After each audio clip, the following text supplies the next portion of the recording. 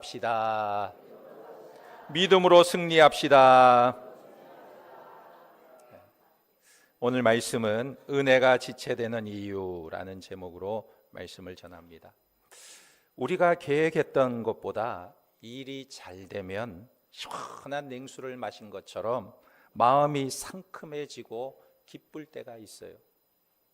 그런데 반대로 일이 잘 풀리지 않으면 마음이 아주 상하게 됩니다.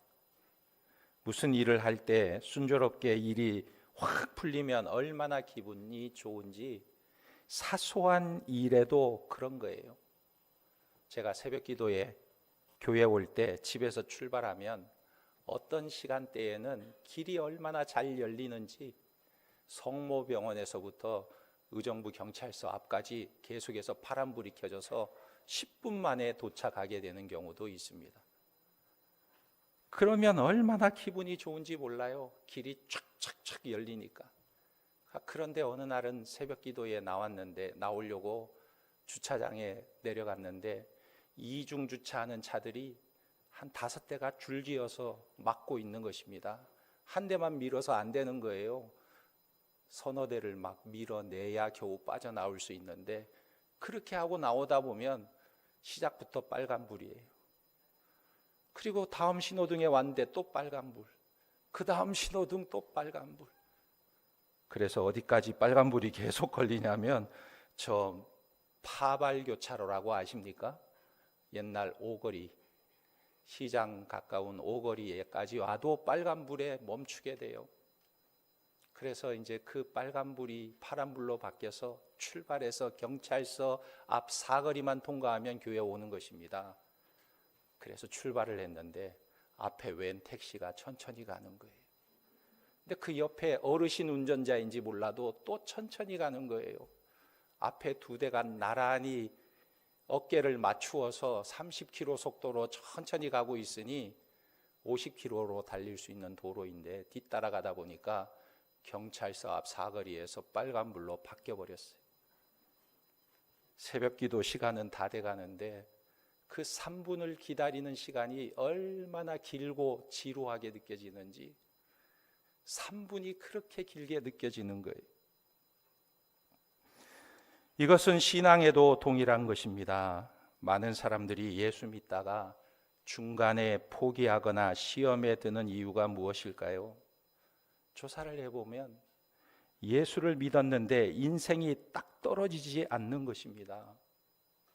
내가 가면 신호등이 탁탁탁 열려서 길이 시원하게 뚫려야 되는데 그렇지가 않는 거예요. 내가 지금 그 문제를 가지고 간구하고 매달린 지 벌써 6개월이 지나고 있는데 어떤 사람은 1년이 넘었는데도 아직도 응답이 없는 것입니다. 이럴 때 성도들이 빠지기 쉬운 것이 무엇이냐면 하나님을 믿어도 별 수가 없네 라는 시험이에요. 주님, 정말 내 인생을 이렇게 꼬이게 하십니까? 묻게 되는 것입니다.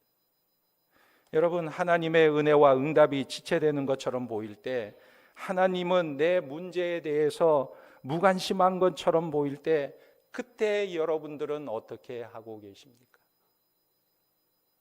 오늘 본문은 지난주에 한번 보았던 말씀이에요. 그런데 지난주에는 회당장 야이로의 입장은 생략하고 혈류증에 걸린 여자의 입장만 살펴보았습니다. 오늘 회당장의 입장에서 이 말씀을 살펴보기를 원하는데요. 오늘 말씀 18절에 보면 예수님께서 이렇게 말씀하세요. 예수께서 이 말씀을 하실 때에 한 관리가 와서 절하며 이르되 내 딸이 방금 죽었사오나 오셔서 그 몸에 손을 얹어 주소서 그러면 살아나겠나이다 하니 그랬어요. 마태복음의 특징은 사건을 간략하게 기록하고 있는 것입니다. 반면에 누가복음을 보면 사건을 매우 상세하게 다루고 있어요. 특별히 병 고치는 부분을 아주 상세하게 다루고 있습니다. 그 이유에 대해서 학자들은 이 누가는 의사였기 때문에 자세히 기록하고 있지 않는가 말하기도 합니다. 누가복음 8장 41절에서 42절에 보면 마태복음에서는 내 딸이 방금 죽었사오나 이렇게 기록하고 있는데 누가복음에서는 누가복음 8장 42절에 이렇게 말하고 있습니다. 이는 자기에게 12살 된 외딸이 있어 죽어감이러라 그랬어요. 마태는 죽었다라고 기록하고 있는데 누가는 죽어감이러라 이렇게 기록하고 있는 거예요. 마태는 의사가 아니니까 죽은 거나 죽어가는 거나 구분 없이 그냥 죽었다고 표현하고 있는데 의사인 누가는 죽은 것과 죽기 직전을 구분하고 있다는 것입니다. 죽어가고 있지 아직 죽은 것이 아니라는 말이에요. 그때 예수님을 찾아가게 된 것입니다. 이것은 죽기 직전에 예수님께 도움을 청한 것입니다. 그러니까 야이로의 입장에서는 지금 1분 1초가 급한 상황이에요. 내 딸이 지금 막 죽어가고 있는데 예수님 빨리 오셔서 손을 좀 얹어주세요.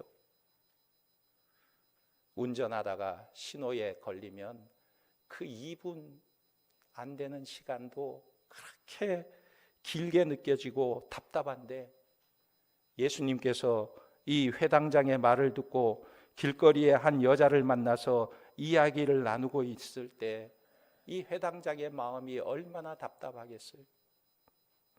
사실 이 혈류증에 걸린 여자는 아무도 모르게 와서 예수님의 옷자락만 만지고 가려고 했어요. 예수님도 모르고 사람들도 모르게 그냥 예수님의 옷자락만 만지면 내가 나을 것 같다라는 심정으로 예수님의 옷자락만 막 만지고 내가 나으면 빨리 조용히 없어지려고 했어요. 그러니까 예수님께서 모른 척하고 지나가도 별 문제가 없는 것입니다. 그런데 주님께서는 내게서 능력이 빠져나간 것을 아시고 굳이 묻고 계시는 거예요. 누가 내 옷을 만졌느냐? 내게서 능력이 나갔느니라. 누가 내 옷을 만졌느냐? 계속해서 옷을 만진 여자여 나오라고 말씀하고 있는 것입니다. 이것을 누가복음에 보면 좀 더 자세히 기록하고 있습니다. 계속해서 주님께서 나오라 나오라 하시면서 찾으실 때 베드로가 이렇게 말했어요. 주님, 지금 누가 있습니까? 누가 주님의 옷을 만졌다는 거예요? 사람들이 이렇게 많아서 사람들이 이리 밀고 저리 밀고 밀치고 밀리다 보니까 저도 주님께 다가가고 요한도 주님께 다가가고 그래서 옷을 만질 것처럼 느껴지는 거 아니겠습니까? 누가 만졌다는 말입니까? 이렇게 물을 정도로 주님께서 집요하게 찾고 있는 것입니다. 야이로의 입장에서 보면 왜 이렇게 예수님께서 지체하고 계실까? 그 예수님이 야속하기 짝이 없을 것입니다. 아니 예수님이 왜 이러실까? 소문에 의하면 긍휼을 베푸시는 분이라고 소문이 났는데 왜 예수님이 이렇게 지체하고 계실까? 내 딸이 지금 막 죽어가고 있는데 왜 이렇게 머뭇거리고 계십니까? 그래서 야이로의 마음은 이렇게 외쳤을 거예요. 예수님, 이럴 시간이 아니에요. 내 딸이 지금 막 죽어가고 있어요. 시간이 없어요. 주님의 옷자락에 손점된 것이 뭐가 그렇게 큰 문제입니까? 혈류증에 걸린 여자는 이미 병도 나았잖아요. 빨리 내 딸이 숨이 넘어가고 있으니 내 딸에게 가서 손을 좀 얹어주세요. 마음속에 그런 절규가 있었을 것입니다. 그리고 나서 이제 예수님께서 여인을 만나고 나서 회당장의 집에 가볼까 하는데 그때 사람이 와서 말하는 것입니다. 뭐라고 말하냐면 당신의 딸이 방금 죽었나이다 말하는 것입니다. 마태복음에서는 처음부터 죽었다라고 표현했지만 누가복음에 보면 누가복음 8장 49절에 아직 말씀하실 때에 해당장의 집에서 사람이 와서 말하되 당신의 딸이 죽었나이다 선생을 더 괴롭게 하지 마소서 하거늘. 누가복음은 야이로의 마음이 예수님을 향해 얼마나 야속했을까 이것을 표현하고 있는 거예요. 그 마음이 얼마나 애타고 속이 상했을까 이것을 표현하고 있는 것입니다. 죽어버린 딸의 시체를 보며 예수님의 얼굴을 바라보면서 속으로 원망하기를, 그러니까 거기서 꾸물거리지 마시고 빨리 우리 집에 오셔서 내 딸에게 손을 좀 얹어주셨으면 내 딸이 살 수 있었을지 모르지 않습니까? 이렇게 말했을 거예요. 여러분, 혈류증에 걸린 여자의 치료가 해당장에 죽어가는 딸을 제칠 정도로 급한 문제였을까요? 결코 그렇지 않습니다. 어떻게 죽어가고 있는 사람보다 12년 동안 같은 병을 계속 앓고 있는 여자를 고치는 문제가 더 급할 수 있겠어요? 만성병에 있는 여인을 그렇게 급하게 고칠 필요는 없었을 거예요. 이것은 아무리 생각해봐도 상식적으로 이해가 안 되는 문제였습니다. 예수님의 판단하고는 좀 다르겠지만 때로는 우리의 입장에서도 보면 내 문제가 아주 급한데 하나님은 신속하게 응답해 주지 않는 것 같아요. 반대로 저 사람의 문제는 그렇게 급하게 보이지도 않는데 그 사람의 기도는 신속하게 응답해 주는 것처럼 보일 때가 있습니다. 그럴 때 나에게는 왜 하나님의 은혜가 응답이 지체되고 있는가? 하나님, 나에게 무관심한 것 아닙니까? 이런 생각을 갖게 되는 것입니다. 그런데 오늘 누가복음을 보면 예수님께서 말씀하고 계세요. 누가복음 8장 50절에 예수께서 들으시고 이르시되 두려워하지 말고 믿기만 하라. 그리하면 딸이 구원을 얻으리라 하시고. 여러분, 지금 야이로의 상황은 모든 것이 다 끝난 거예요. 예수님을 모시고 막 집으로 가려고 하는데 집에서 사람이 와서 방금 딸이 죽었나이다 그랬으니 와서 예수님이 손을 얹을 필요가 없는 것입니다. 그런데 그 순간에 예수님께서 이 야이로에게 믿음을 요구하고 계시는 거예요. 믿음을 요구하고 계신다는 거예요. 우리도 살다 보면 더 이상 가능성이 없는 상황을 만날 때가 있습니다. 할 말을 잃고 뒤로 돌아서야 할 그런 상황에 부딪힐 때가 있어요. 여기서는 내가 이제 끝인가 보다 체념하는 순간이 오기도 하는 것입니다. 그런데 놀랍게도 주님께서는 내가 체념할 때 내가 가능성을 포기해버리는 그 순간에 믿음을 요구하고 있다는 거예요. 믿음을 요구하고 있다. 마치 지금부터가 진정 믿어야 할 때이다 말씀하는 것처럼 오늘 본문의 말씀해 보니까 두려워하지 말고 믿기만 하라 말씀하고 있는 것입니다. 딸이 죽었는데, 숨이 끊어졌는데 그 순간에 두려워하지 말고 믿기만 하라 말씀하시는 거예요. 우리가 기억해야 할 것이 있습니다. 예수님께서는 막무가내로 믿음을 요구하는 것이 아니라는 사실이에요. 주님이 두려워하지 말고 믿기만 하라 말씀하실 때는 그냥 하시는 말씀이 아니라 믿을 수밖에 없는 근거를 주고 계시는 것입니다. 누가복음 8장을 보면 야이로에게 하시는 말씀과 혈류증에 걸린 여자에게 하신 말씀이 너무나 비슷하다는 것을 우리는 눈치챌 수가 있는 것입니다. 48절에 이렇게 말합니다. 예수께서 이르시되 딸아 내 믿음이 너를 구원하였으니 평안히 가라 하시더라. 이 말씀을 50절 말씀과 비교해 보면 두려워하지 말고 믿기만 하라. 그리하면 딸이 구원을 얻으리라 그랬어요. 주님께서는 일부러 12살 먹은 어린 소녀와 12해 동안 혈류증을 앓고 있었던 여자를 동시에 딸이라 부르면서 믿음을 요구하고 있다는 거예요. 같은 사건, 비슷한 말씀을 하고 계시는 것입니다. 딸아 믿음이 너를 구원하였다 하는 말과 내가 믿으면 딸이 구원을 얻으리라는 말이 같은 이야기라는 거예요. 그렇다면 마태는 이 사건을 기록하면서 처음부터 이 딸이 죽었다라고 기록한 이유가 무엇일까요? 예수님이 혈류증에 걸린 여자 문제로 잠시 지체한 것이 시간상 그렇게 긴 시간이 아니었기 때문에 그와는 상관없이 예수님이 지체하든 말든 이 딸은 이미 죽은 것으로 표현하고 있는 거예요.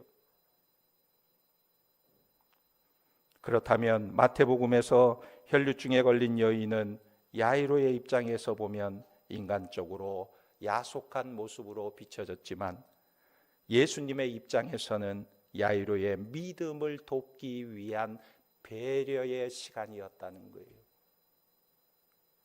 하나님은 우리에게 맹목적으로 믿으라고 하지 않습니다. 그 믿음의 근거를 먼저 보여주시는 거예요. 야이로의 딸이 죽었다는 소식을 들은 그 절망의 순간에 12해를 혈류증에 걸린 여자가 예수님을 만짐으로 그 병이 깨끗하게 낫게 된 것을 보게 해 주셨다는 거예요. 누가 보았습니까? 야이로가 본 거예요. 저와 여러분도 지금까지 살아오면서 예수 믿고 은혜 받게 하시고 때로는 내 마음에 감동도 주시고 우리가 기도할 때 응답을 받게 하시고 또 신령한 은혜를 체험하게 하시는 이유가 무엇입니까? 바로 이런 체험을 통해서 나에게 어떤 일이 생겼을 때 그 절망의 순간에 믿음을 갖게 하기 위함이라는 것입니다. 우리가 그것을 놓쳐서는 안 되는 거예요. 이런 은혜와 사랑의 체험 때문에 모든 희망이 사라진 그런 상황 속에서도 우리가 예수 그리스도를 믿을 수 있는 것입니다.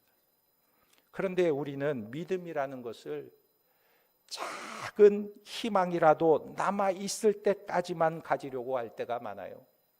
조금이라도 뭔가 가능성이 있을 때 믿음을 가지려고 할 때가 있어요. 그래서 신락 같은 희망마저 사라지고 없을 때는 믿음의 종착역이라고 생각하고 주섬주섬 옷을 챙겨 입고 그 기차에서 내리려고 하는 것입니다. 그러나 주님께서는 바로 그 순간 그때가 믿음이 필요할 때다 말씀하고 있는 거예요. 여기는 믿음의 종착역이 아니라는 것입니다. 이때가 믿음이 필요하다는 거예요. 만약에 여러분 이 믿음이 어떤 여지가 남아 있을 때 갖는 것이라면 그것은 진정한 믿음이 아니에요. 그건 확률인 것입니다. 확률. 자기 가능성과 환경의 가능성에 대한 확신인 거예요. 그러나 진정한 믿음은 모든 여지가 사라진 상황에서 갖는 것입니다. 더 이상 가능성과 소망이 없는 그야말로 절망적인 종착역에 도착했을 때에도 여기가 끝이 아니다. 여기가 끝이 아니다. 이 믿음을 갖는 것이 진정한 믿음이에요. 여러분, 내 인생에 희망이 없다는 생각을 하고 계십니까? 지금이야말로 진정 믿음을 가져야 할 때라는 것입니다. 가능성이요 50%가 있고 불가능성이 50%가 있다면 여러분들은 어느 쪽을 바라보시겠습니까? 아마 대부분의 사람들이 가능성 50%를 바라보고 희망을 걸어요. 이때 가능성 50%를 바라보는 것이 과연 믿음인가? 믿음이 아니라는 거예요. 그것은 확률이라는 것입니다. 진정한 믿음은 가능성이 몇 퍼센트이든 70%이든 10%이든 그것을 붙잡는 것이 아니라 그 불가능에 대해서 예수님께서 역사할 것이라는 믿음을 붙잡는 거예요. 그래서 불가능이 100%가 되어서 소망이 끊어져도 나는 소망을 잃지 않습니다 하는 것이 참된 믿음이라는 것입니다. 오늘 말씀에서 야이로는 당신의 딸이 죽었다라는 말과 죽은 딸 앞에서 예수님께서 잔다 하시는 말씀을 듣게 됩니다. 이때 사람들이 비웃으면서 아니 이게 어떻게 자는 모습입니까? 이 아이는 죽었다고요. 코를 만져보세요. 숨을 쉬고 있나? 코에 손을 대보세요. 숨결이 느껴지는가? 이 아이는 죽은 것입니다. 맥박이 뛰고 있습니까? 전혀 움직이지 않아요. 회당장은 사람들이 죽음을 확인시켜주는 그 모습에 충격을 받고 낙심해서 모든 기대와 소망을 버려버렸을 거예요. 왜냐하면 죽음은 모든 것이 끝이기 때문에 그렇습니다. 어느 누구도 죽음을 거스를 수 없기 때문에 그래요. 이것이 인간의 한계인 것입니다. 그래서 이제 남은 일이 한 가지 있는데 그 한 가지 일은 조사를 읽고 통곡하는 일밖에 없는 것입니다. 회당장의 체면도 버리고 예수님을 찾아갔는데 예수님을 초청하기 위해 율법을 어기면서 예수님을 찾아가서 내 딸의 머리에 손을 얹어달라고 부탁을 했는데 그것이 안 된 거예요. 실패하고 말았어요. 그런데 이 순간에 야이로가 전혀 생각할 수 없는 일이 일어난 것입니다. 24절입니다. 이르시되 물러가라. 이 소녀가 죽은 것이 아니라 잔다 하시니 그랬어요. 주님의 말씀이에요. 누가복음에서는 이렇게 표현합니다. 두려워하지 말고 믿기만 하라 그랬어요. 왜 두려워하지 않고 믿어야 합니까? 절망적인 상황을 거부하는 것이 믿음이기 때문에 그래요. 여러분은 믿습니까? 사람이 모든 것이 끝이 났다고 생각할 때 하나님은 결코 끝났다고 말씀하지 않는 것입니다. 그리고 이것을 받아들이는 것이 믿음이라는 거예요. 두려워하지 말고 믿으라. 이 말은 이제부터 믿음이 필요한 순간이다. 그런 말씀인 거예요. 그러므로 믿음이란 모든 것이 끝났다고 생각하는 순간, 이제 틀렸다고 생각하는 순간에 주님을 의지하는 거예요. 여러분, 이제 틀렸구나. 낙심된 생각을 딛고 믿음이 역사하는 것을 경험해 보셨습니까? 주님의 말씀은 우리의 꺼져가는 믿음의 심지에 불을 당기는 능력이 있는 줄 믿으시기 바랍니다. 뼈아픈 눈물을 흘릴 때와 쓰라린 마음으로 탄식할 때 주께서 그때도 함께하사 언제나 나를 지키시네 찬송을 하면서 주님을 바라보는 것이 이게 믿음이라는 거예요. 이런 사람들이 믿음을 온전히 붙들고 있는 거예요. 그런데 이런 믿음을 갖기라는 것이 얼마나 어려운지, 절망적인 상황에서 믿음을 갖는 것이 얼마나 어려운지. 어떤 분이 제게 아주 재밌는 이야기를 들려주었는데, 어떤 사람이 술을 너무 좋아하고 많이 먹어서 정신이 이상해졌어요. 얼마나 좋아했는지 맥주병만 보면 그냥 너무너무 좋아서 맥주병에게 나중에는 마누라라고 부를 정도로 맥주병만 보면 그렇게 좋아하는 거예요. 그래서 어느 날 부인이 이 남편이 너무나 정신이 이상해진 것 같아서 정신병원에다 집어넣었다고 합니다. 그러자 이 남편이 집으로 보내달라고 애원을 하는데 그 남편에게 의사가 이렇게 말해 주었다고 그래요. 당신이 언제 나갈 수 있는지 아십니까? 당신이 맥주병을 보고도 마누라라고 부르지 않으면 그때 나갈 수 있어요. 그러자 이 사람이 시간이 흐르고 나서 의사 선생님을 찾아왔습니다. 선생님, 제가 이제 더 이상 맥주병을 보고 마누라라고 부르지 않으니까 저를 한번 테스트해 보시고 내보내 주시죠. 그래서 의사가 이 사람을 테스트해 보았습니다.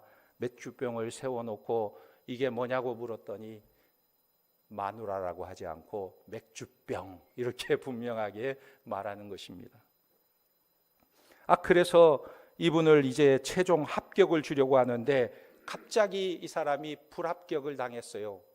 못 나가고 말았습니다. 결국 왜 불합격을 당했냐면 맥주병을 보고는 절대로 마누라라고 말하지 않았는데 맥주병 그랬는데 옆에 작은 소주병이 하나 있었는데 그 소주병을 보고는 작은 마누라 왜 거기 있어? 그랬대요.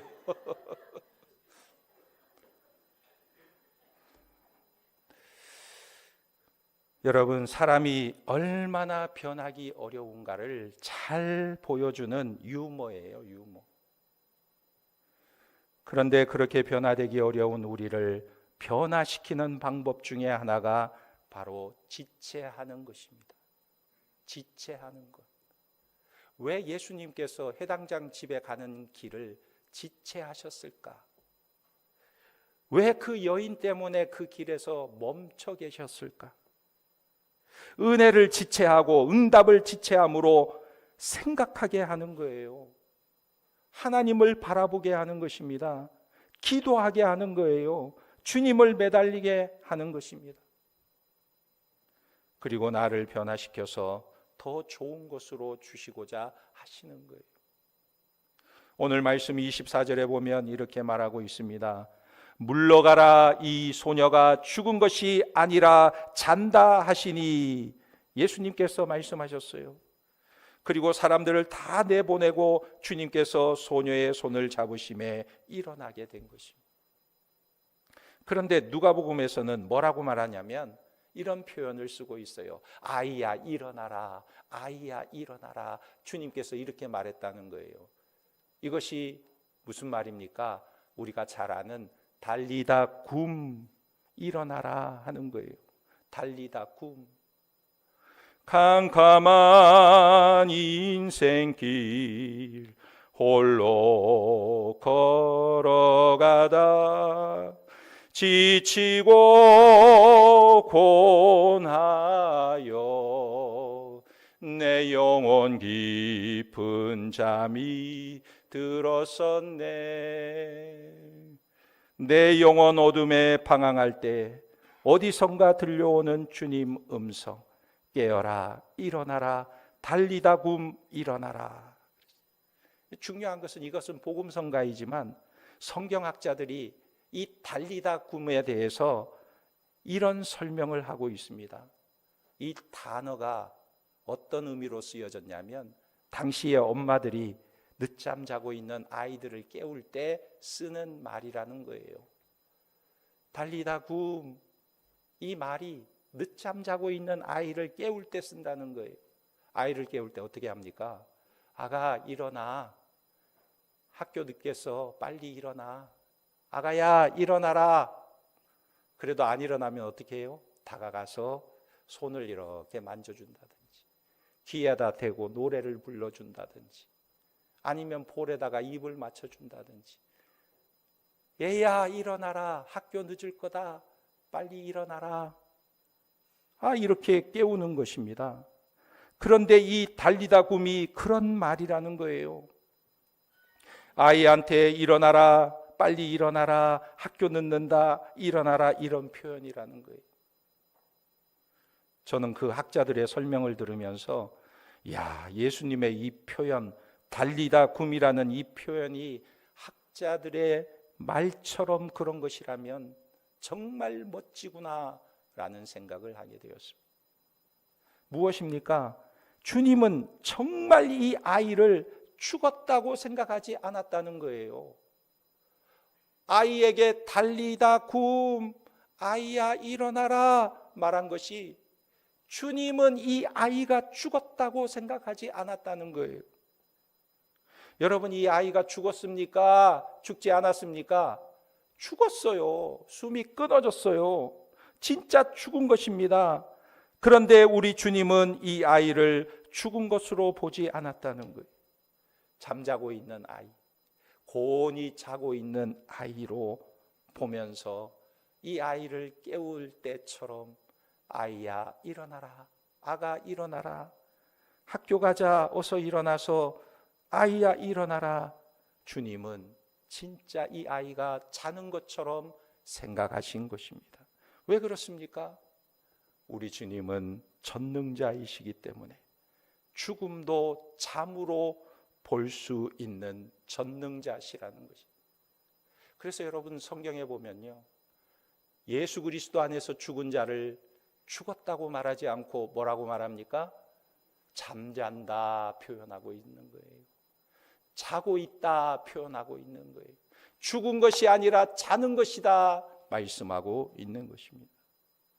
그래서 이런 전능자를 믿는 것이 우리 크리스찬들의 믿음이라는 거예요. 우리는 죽음으로 보지만 주님은 자는 것으로 보고 계시는 것입니다. 그리고 주님이 나를 붙잡고 절망 가운데 일으켜 주실 것이라는 것을 믿기까지 응답이 지체되고 있는 것이고, 아니 심지어는 내가 그것을 지금 믿는데도 내 문제가 해결되지 않고 있을 때에는 주님께서 더 좋은 것으로 내게 주려고 지체하고 계신다고 말씀하고 계시는 거죠. 여러분, 독수리가요, 하늘의 제왕이 되는 것은 새끼 독수리 때부터 멋지게 나는 엄마를 바라보며 그냥 쳐다보기만 해서 되는 게 아니에요. 엄마가 이 새끼 독수리를 낭떠러지에서 떨어뜨릴 때, 그 떨어지는 순간에 날개를 퍼덕퍼덕 퍼덕이면서 떨어질 때 이 어미새가 다시 그를 날개 위에 받아서 올라가서 또 떨어뜨려요. 그러면 또 떨어지면서 날개를 퍼덕퍼덕 퍼덕일 때 이 날개에 힘이 생기고, 힘이 생기면서 이제는 창공을 비상하는 능력이 그에게 나타나게 되는 것입니다. 우리 주님께서는 우리에게 은혜의 지체를 요구하고 계시는 이유가 무엇입니까? 하나님께서 살리시는 놀라운 기적의 역사를 믿음으로 바라보도록 하나님께서 역사하고 계시는 것입니다.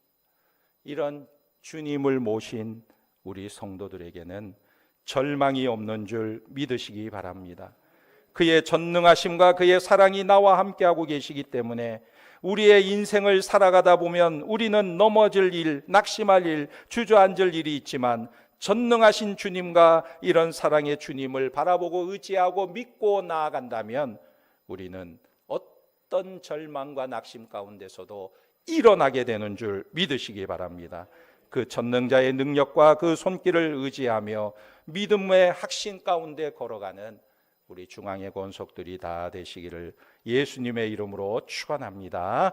아멘. 기도하겠습니다.